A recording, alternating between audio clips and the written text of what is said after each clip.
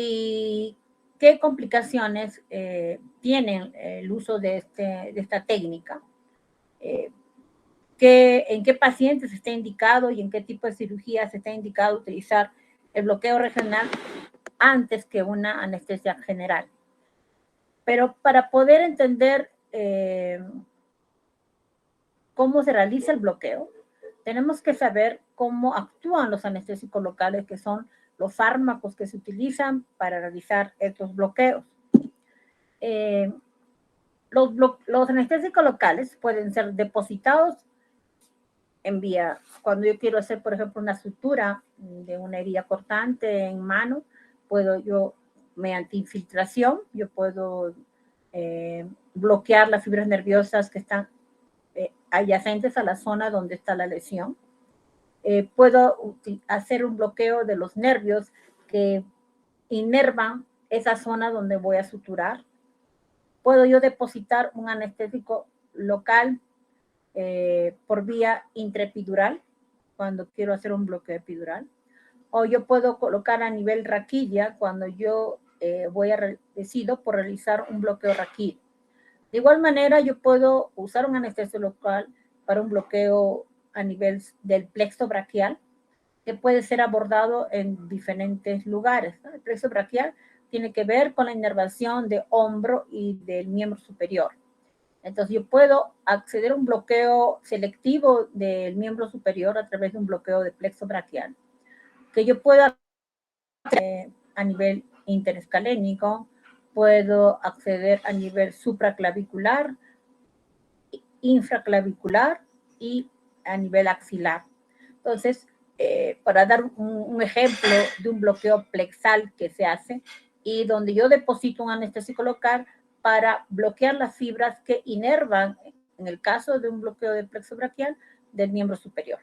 Lo mismo en lo que se refiere al miembro inferior, donde yo puedo hacer un bloqueo sacro, puedo hacer un bloqueo poplito o un bloqueo femoral para poder hacer un bloqueo de lo que es el miembro inferior, dependiendo de el tipo de cirugía y las fibras que necesitan ser bloqueadas para que el paciente no mueva ni sienta dolor.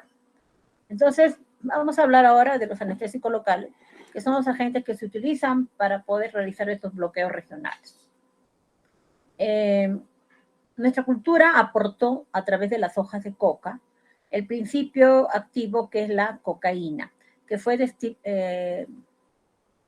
podríamos decir, descubierto por Albert Niemann en el año de 1860, que fue un químico y farmacéutico alemán. Él, a través de la extracción de las hojas de coca de la cocaína, él sintetizó el primer anestésico local, que fue, en esas épocas fue utilizado por vía ocular, ¿no?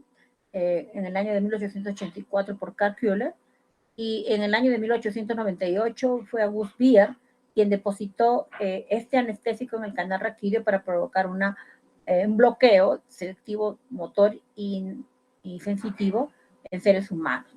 Entonces, cuando ven ustedes esto, recordando esto, es que el anestésico local tiene diferentes lugares o sitios donde puede ser absorbido, ¿no? Desde espacio raquídeo, espacio epidural, piel, tejido celular cutáneo, plexos nerviosos. También tenemos presentaciones de anestésicos locales que pueden ser, se absorben a través de mucosas, ¿no? Tenemos presentaciones de anestésicos locales que pueden ser instilados incluso a nivel de la mucosa oral, como también tenemos anestésicos locales que incluso pueden ser administrados por vía intravenosa, ¿no? Entonces vamos a hablar en general ahora de la presentación, de la forma final como el anestésico local ingresa al torrente sanguíneo y los efectos que producen en el ser humano. En el año de 1904, Alfred Heinhorn sintetizó la procaína, la cual es la representante de los anestésicos locales del grupo de los aminoésteres. Entonces, nosotros tenemos dos tipos de anestésicos locales, ¿no? las aminoésteres y las aminoamidas, ¿no?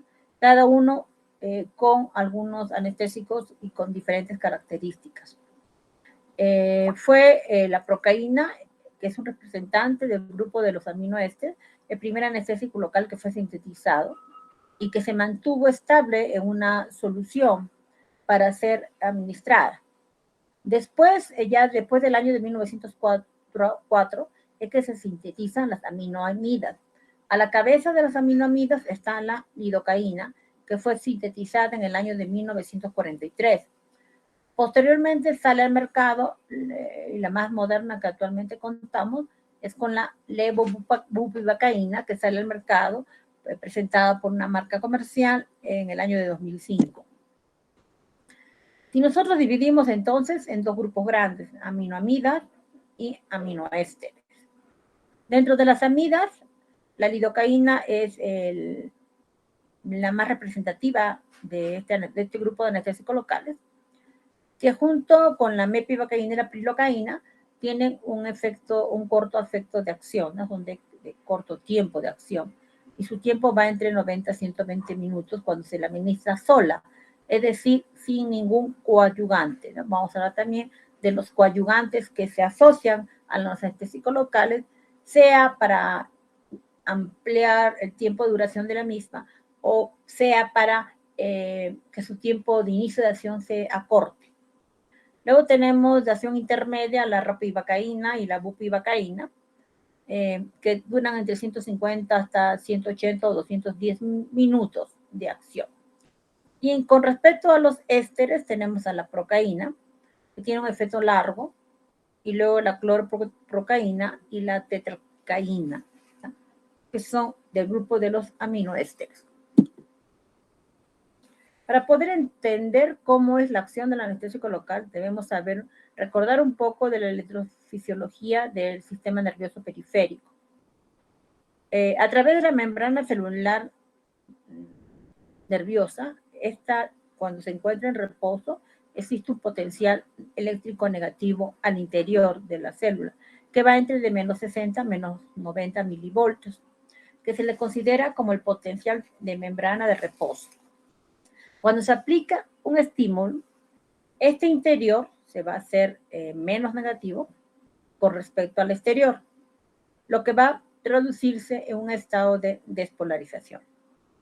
Para que esto ocurra, se tiene que alcanzar lo que se llama un umbral crítico, que es aproximadamente de 20 milivoltios menor que el potencial de reposo que produce la despolarización completa. Estamos hablando que de menos 90, 60 a menos 90 debe pasar o a unos menos 40 o unos menos 20 para que se produzca la despolarización. Cuando se alcanza el umbral crítico, entonces se produce una despolarización rápida, que es de naturaleza espontánea y que no va a depender, escuchen muy bien, de la potencia del estímulo que se aplique. O sea, yo puedo aumentar la potencia de estimulación, pero la velocidad de la propagación del impulso nervioso no va a estar determinado por la intensidad de este estímulo. Cuando se concluye la fase de despolarización, va a empezar una fase de repolarización de la misma membrana nerviosa.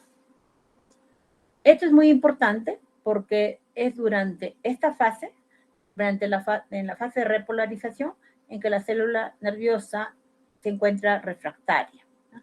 Es decir, solamente la célula va a responder cuando el estímulo tenga una intensidad superior al normalmente necesario para producirse una despolarización.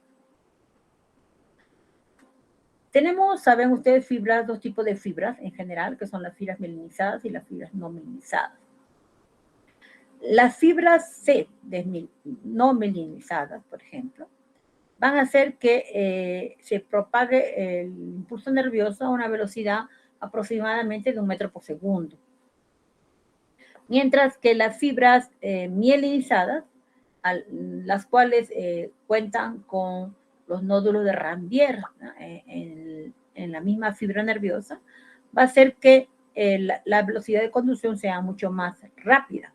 Así las fibras mielinizadas de tipo A la velocidad de transmisión del impulso nervioso va entre 70 a 120 metros por segundo, mientras que las fibras más pequeñas o escasamente mielinizadas, como son las fibras B, van a llevar el impulso nervioso a 3 a 15 metros por segundo.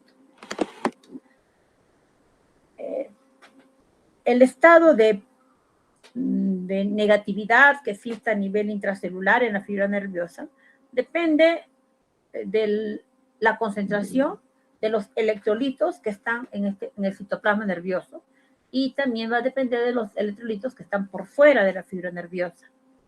Sabemos que hay una permeabilidad de la membrana celular a iones como son el sodio y el potasio.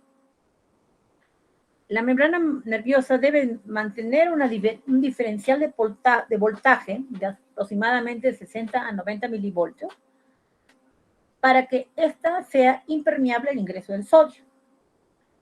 Y quien es el responsable de mantener esta electronegatividad es la bomba de sodio-potasio. Como lo hace, elimina constantemente desde el interior de la célula el sodio hacia afuera. Pero como sabemos, la fibra nerviosa por la gran mayoría son fibras mixtas, es decir, son fibras que tienen tanto fibras mielinizadas como fibras no mielinizadas, que van a servir tanto a funciones sensoriales como funciones motoras. Además, la fibra nerviosa va a estar envuelta por una vaina que se llama epineuro, que es un tejido conjuntivo y celular, que va a su vez formar una segunda vaina que es el perineuro. Estas coberturas que tiene la fibra nerviosa van a actuar como barreras para influir sobre la difusión de los anestésicos locales a nivel del propio nervio, propiamente dicho nervio. Entonces tenemos acá en esta imagen la fibra nerviosa, el axón, rodeada del epineuro y el perineuro, y el anestésico local que se deposita, por ejemplo, para un bloqueo a nivel, por ejemplo, un bloqueo de plexo braquial por vía acceso supraclavicular. Uno deposita el anestésico local por fuera de la fibra nerviosa, y el anestésico local debe pasar todas estas barreras para ingresar hasta la misma fibra nerviosa para producir su efecto. Acá tenemos cómo se da el proceso de despolarización, que está en función directa a la bomba sodio-potasio y la salida del sodio al exterior, desde el interior y el ingreso del potasio. ¿No? Pero ¿cómo actúan los anestésicos locales? En esta figura la vemos, ¿no? El anestésico local, esta es la estructura química de un anestésico local, entra una vez que se abren los canales, ingresa al canal y bloquea el ingreso desde el exterior, del interior hacia el exterior del sodio, ¿no? Y esto hace de que al inhibirse esta gradiente no se produzca la despolarización de la fibra nerviosa. Con respecto a la estructura química que tienen los anestésicos locales, hemos hablado de que son dos grandes grupos, los aminoamidas y los aminoésteres. Esta estructura química que tiene hace de que tengan propiedades que son específicas para ellos, que son bases débiles que se ionizan fácilmente. Dentro de las aminoamidas tenemos la lidocaína, la bupivacaína, la ropivacaína, la levobupivacaína, la etidocaína, la mepivacaína y la prilocaína. Y dentro de los aminoésteres tenemos la procaína, la 2-clorprocaína y la tetracaína. Los anestésicos locales, al ingresar dentro del receptor de la fibra nerviosa, van a bloquear de forma reversible la conducción nerviosa. Como tienen una estructura química de base débil con un peso molecular de 220 a 280 Dalton, van a ingresar dentro del receptor de la hendidura sináptica, van a bloquear los impulsos, inhibiendo la apertura de los canales de sodio, y de esta manera reducen la corriente entrante y previene una despolarización. Tenemos entonces dos tipos de grupos, los tipo éster y los tipo amida. Lo que más usamos son los tipo éster, ¿no? Tienen estos un menor riesgo de producir alergias, La toxicidad sistémica tiene una mayor importancia porque son los que más se usan y son más efectivos cuando se quiere producir una anestesia intraoral. Con respecto a los ésteres, estos ya prácticamente no se utilizan en la actualidad, tienen un mayor riesgo de producir alergia. La toxicidad sistémica tiene una menor importancia porque ya casi no se usa y son menos efectivos en una anestesia intraoral. Acá tenemos la molécula de anestésico local de la cocaína, dentro de este grupo lado los ésteres y dentro del otro lado las amidas, ¿no? Y vemos cómo los polos se convierten en un polo hidrofóbico y un polo hidrofílico, ¿no? La estructura del anestésico local. Un polo lipofilo y otro polo hidrofilo, una cadena intermedia. Con respecto a la farmacocinética, el tiempo que se demora hasta que haga efecto anestésico local va a depender de varios factores. Uno de los factores es el tamaño molecular. Las que son más pequeñas, las que tienen un tamaño más pequeño, como la lidocaína, van a tener un periodo de latencia mucho menor frente a aquellas que tienen una molécula más grande, como son la bupivacaína o la ropivacaína. Su liposolubilidad. Esta va a aumentar el tiempo de llegada hasta el nervio, ya que va a unirse más fácilmente a los tejidos que están alrededor del axón. Con respecto a la relación de pKa, sabemos que la fracción que no está ionizada es la que difunde al nervio. Entonces, el pKa o el pH del tejido donde yo deposito el anestésico es muy importante para que haya una difusión del anestésico local. Luego, con respecto a la liberación, sabemos cuando yo deposito un anestésico local, este se deposita en la zona periadyacente al nervio. Y para que llegue al nervio, esta difusión va a estar determinada por la gradiente de concentración. Cuando yo agrego un anestésico local, un vasoconstrictor, como puede ser la epinefrina, va a haber menos pasaje del anestésico local hacia el torrente circulatorio. Con respecto al flujo sanguíneo, sabemos que aquellos tejidos que están más altamente irrigados, ¿verdad? Son los tejidos que van a hacer que haya una mayor absorción del anestésico local. Sin embargo, también debemos tener en consideración de que el pH del tejido también es importante para determinar la fracción del anestésico local que se encuentre no ionizado, ya que esta fracción es la que difunde más fácilmente a través de la fibra del axón nervioso. Como los dije del inicio, los anestésicos locales se encuentran en una solución básica que no está cargada. Así, mientras más bajo sea el pH, va a existir una mayor concentración de la forma ionizada. La forma activa sabemos del anestésico local y la forma no ionizada. Esta es la que difunde más fácilmente las barreras fisiológicas como son el epineuro, el perineuro, el endoneuro, la mielina y la vaina de Schwann. Para su comercialización, los anestésicos locales se encuentran comercializados en una solución de pH ácido. Por ejemplo, la levobupivacaína está en una solución cuyo pH se encuentra entre 6.4 y 6.7, y en el caso de la bupivacaína, en un pH que está entre 5.5 y 6. Cuando nosotros carbonatamos o adicionamos bicarbonato de sodio a una solución de anestésicos locales, lo que estamos haciendo es pasando de un estado ácido a un estado básico. Y esto va a hacer que se aumente la concentración de las formas no ionizadas, las cuales son las capaces de atravesar más rápidamente la barrera fisiológica. Entonces, cuando yo utilizo la técnica de carbonatación de un anestésico local, lo que hago es hacer que más rápidamente se establezca un bloqueo nervioso. Con respecto al efecto de la concentración, la concentración final del fármaco en el centro del nervio va a depender de la dilución de todos los tejidos que rodean al nervio, de todas las barreras, de la irrigación también de la zona y de la actividad metabólica también de la misma.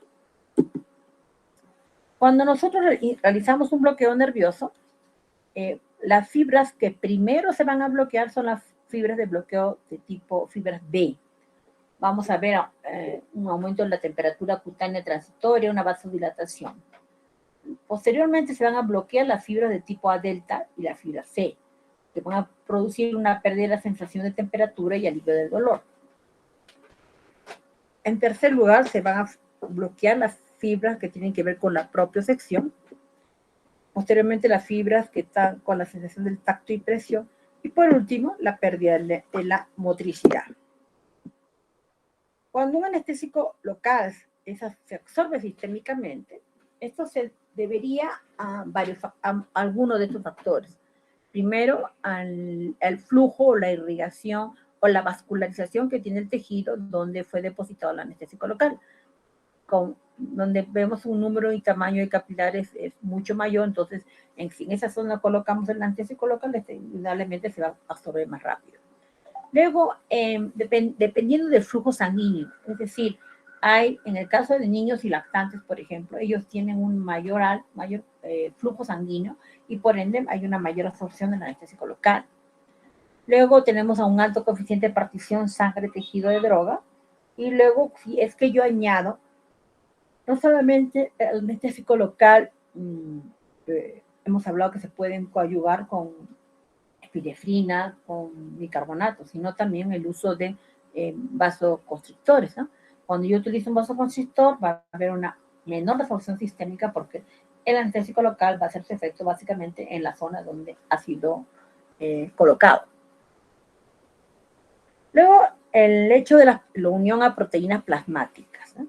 Sabemos que todos los anestésicos locales se unen a la albúmina y al alfa-1 glucoproteína.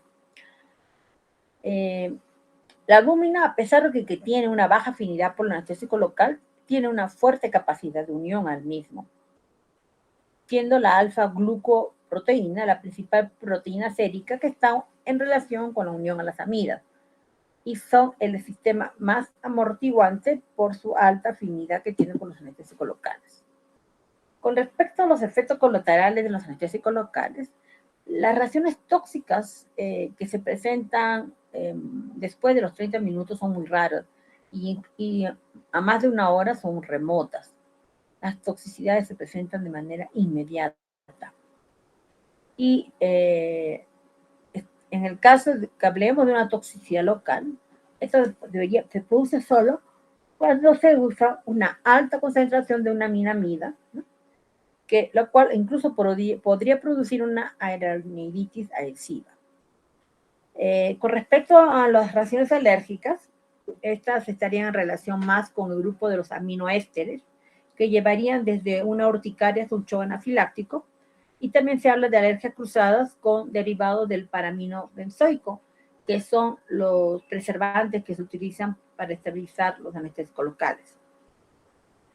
Con respecto a la metahemoglobinemia, esta generalmente se produce por una sobredosificación de la prilocaína, y eso tiene mayor importancia en lactantes, o cuando hay mecanismos o defectos en la técnica de la colocación del anestésico local, cuando hacemos bloqueo de los canales iónicos en las membranas celulares.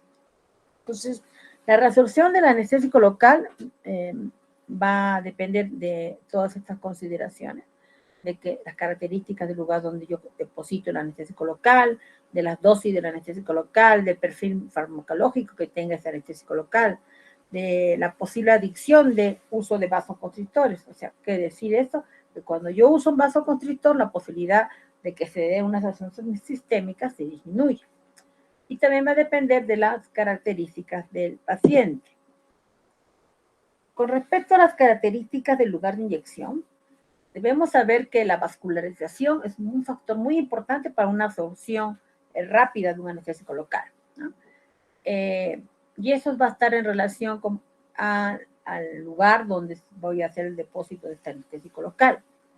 La absorción es muy rápida en sitios altamente vascularizados, sobre todo es desde la zona cefálica hacia los miembros inferiores.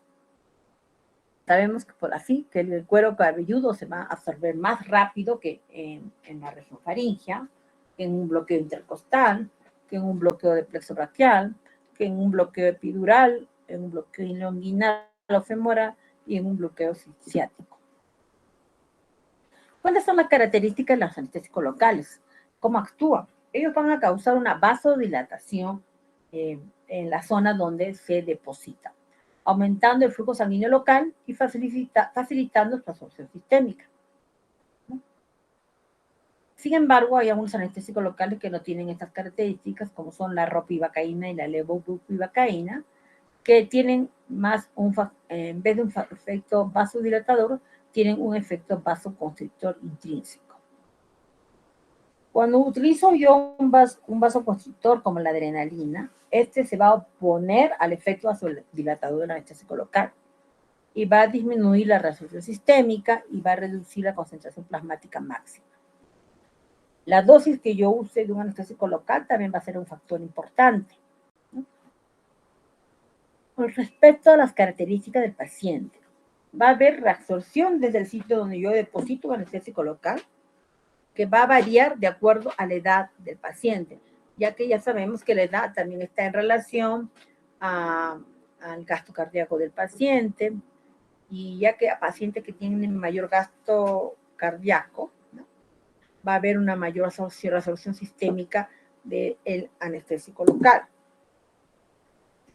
Sabemos que los anestésicos locales se distribuyen en todo el organismo y su concentración en los tejidos va a variar en función al grado de vascularización de esos tejidos. Así sabemos que la combinación de un alto flujo sanguíneo y un alto gradiente de concentración va a favorecer a una distribución al cerebro, al corazón, a los pulmones, al hígado y a los riñones, siendo el músculo el principal reservorio de los anestésicos locales. Los pulmones se consideran el primer filtro durante el paso del anestésico local en la circulación sistémica. Y con respecto al paso cerebral, debemos señalar que está en relación a la fracción libre del producto, o sea, del anestésico local. Entonces, en este cuadro señalamos que los anestésicos locales son fármacos muy seguros, rara vez presentan reacciones adversas. Estas reacciones adversas suelen deberse a sobredosis o a inyecciones en vasos sanguíneos del anestésico local, y su toxicidad involucra áreas como el sistema nervioso central y el aparato cardiovascular. ¿Cómo se metabolizan los anestésicos locales? Los ésteres, que son los que menos usamos, se hidrolizan en el plasma. ¿Ok? Gracias a que hay una enzima, que es la pseudocolinesteasa, que son las que metabolizan a los ésteres, ¿no?, para evitar su absorción sistémica. Con respecto a las aminoamidas, que es la que más se utiliza, se habla de que el metabolismo de estas es por metabolismo a nivel del hígado. Y son enzimas, microsomas hepáticos las responsables de este metabolismo. Así, la lidocaína tiene su metabolismo gracias a las isoenzimas CYPA2 y CYP3A4 del citocromo P450. La bupivacaína se va a ser metabolizada principalmente por CYP3A4, y la bupivacaína también es metabolizada por la CYPA2 y la CYP3A4.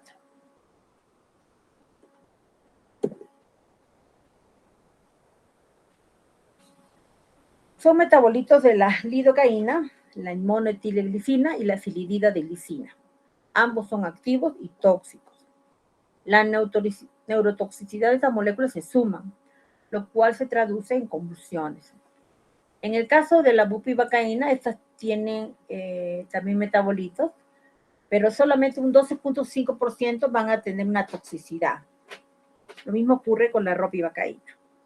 Son los sistemas enzimáticos del citocromo P400 los responsables de hacer el metabolismo en de estos fármacos, del anestésico local. Pero también sabemos que estos enzimas, estos sistemas enzimáticos, van madurando desde el nacimiento hasta la tercera semana, por lo cual se debe tener muchas recomendaciones cuando uno administra un anestésico local en este grupo de edad, es decir, en menores de 1 año. Con respecto al paso transplacentario, todos los anestésicos locales, ¿no? todos atraviesan la barrera transplacentaria, gracias a que se encuentran en una forma no ionizada. Sabemos que la lidocaína tiene una característica que puede ser usada incluso en pacientes que requieran bloqueos continuos, ¿no? A través del uso de un catéter, para poder compensar el tiempo de acción corto que tiene, en vez de una bupivacaína. Sin embargo, la lidocaína se absorbe más en una gestante, que a diferencia que la bupivacaína.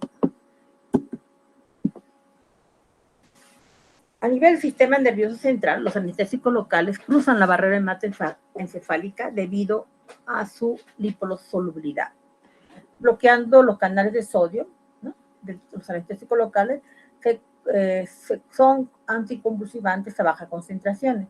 Sin embargo, cuando aumenta la concentración, se convierten en proconvulsivantes.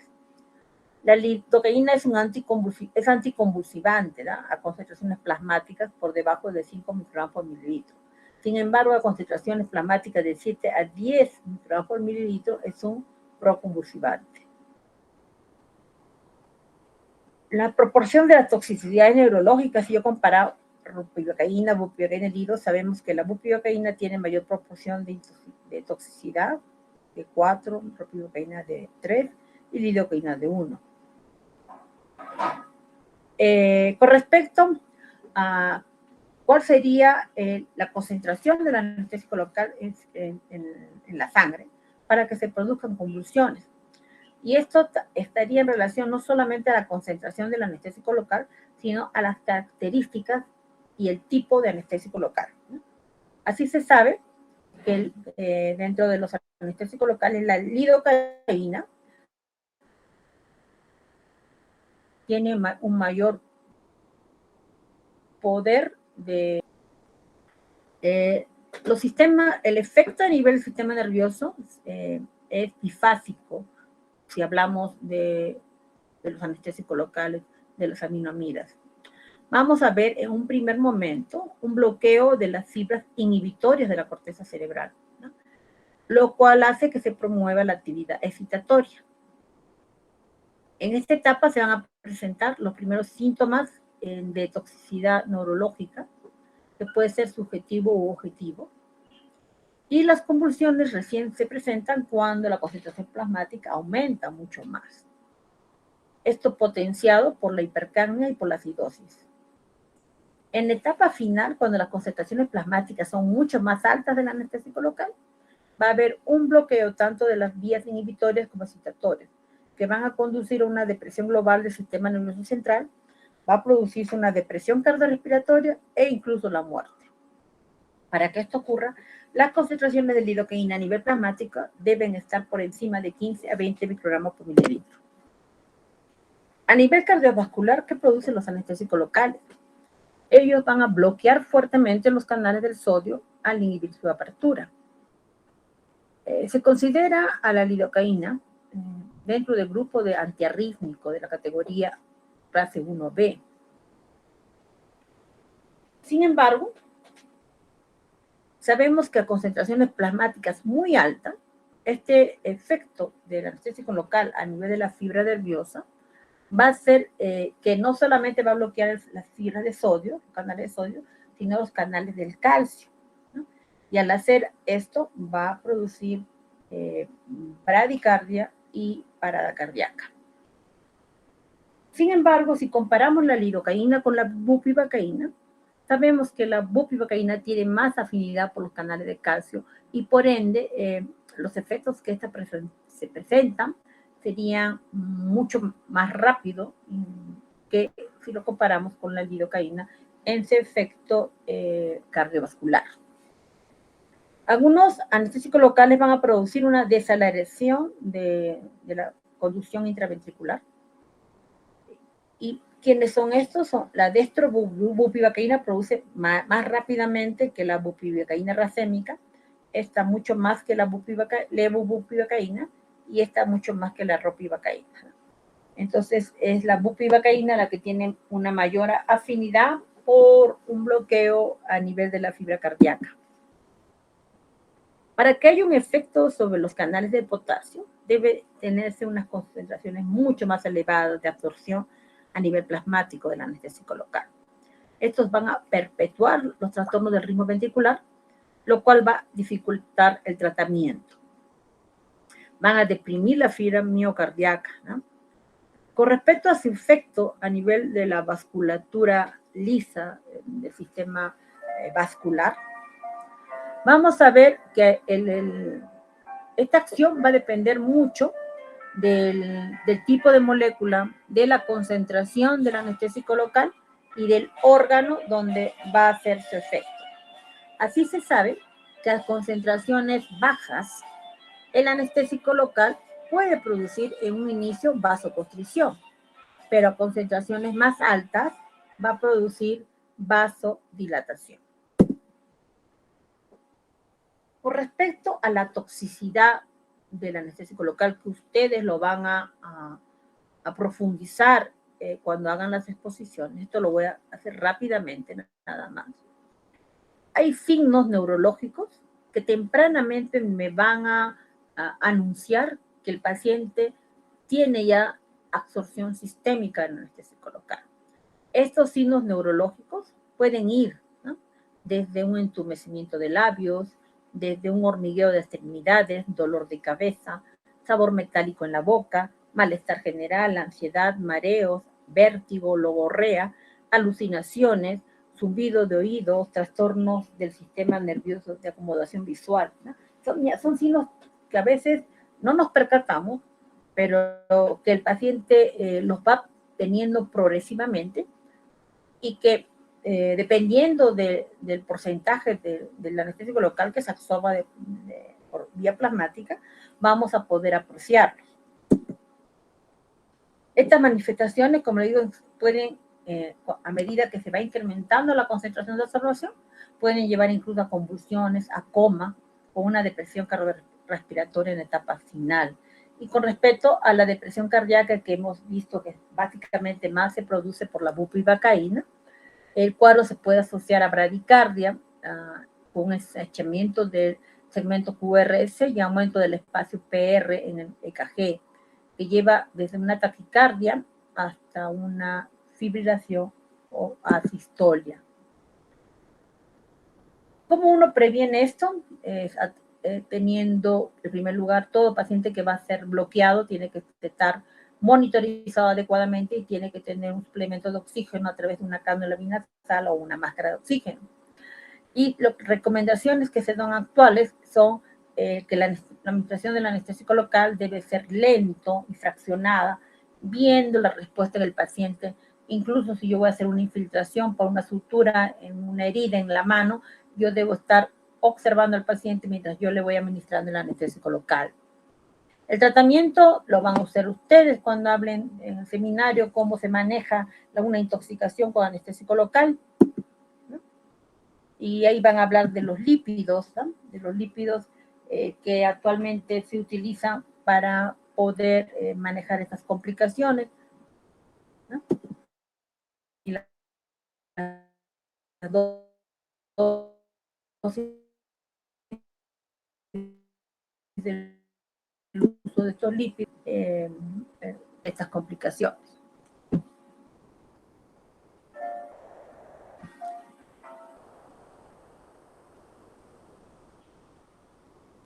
No sé si habría preguntas sobre este tema, chicos, sobre lo que es anestésico local. Acuérdense que ustedes esto lo van a profundizar en el seminario cuando a los grupos que les toque el manejo de las complicaciones de una intoxicación con anestésico local. ¿Preguntas? ¿Alguna pregunta? Creo que no, doctora. Muy bien, chicos, entonces nos vemos el próximo miércoles. Las clases ya están en el aula virtual, por favor vayan leyéndolas para el examen. Muy buenas tardes.